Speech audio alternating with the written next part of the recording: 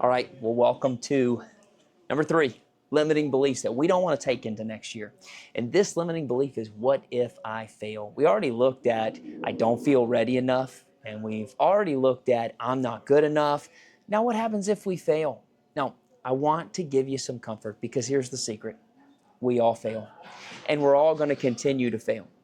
And as I'm at this 3-day speaking intensive, it reminded me of the first time I took the stage. I was scared to death. I was asked to speak. There was quite a few people in the audience, and I remember thinking, oh my goodness, what happens if I totally mess up? What if I forget what I'm saying? What if I blank? You know, the audience wants you to do great, and if you fail, that's okay. In fact, I've spoken many times since then, and I have failed a lot. There's times that I have forgot things to say. Let me give you one. I'll give you a failure.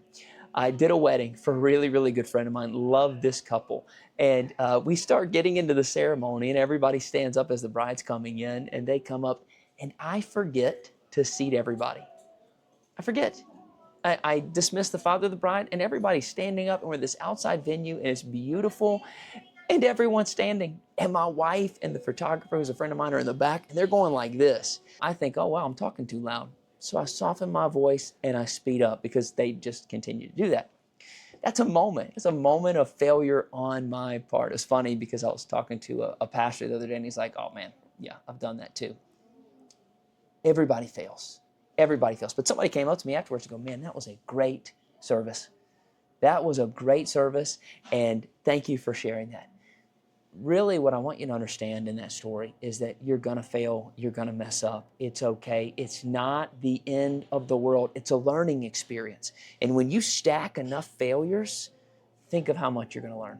It reminds me of the great inventor, Thomas Edison. He said, I didn't fail. I just came up with 10,000 ways not to create a light bulb. And what did he ultimately do? We have to remind ourselves that failure is not final. It's just a part of the journey. So I'm going to give you a way to reframe this belief, okay? It's not final. I want you to reframe it and say failure is feedback.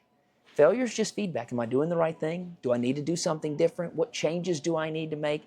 And over time, as you fail, you'll get better, and you'll get more comfortable in failing forward. So I want to give you a reflection question, the same one that I gave the leader who said he was afraid to fail. I said, I want you to think of a time when you failed recently, that you've learned something or that you grew from it.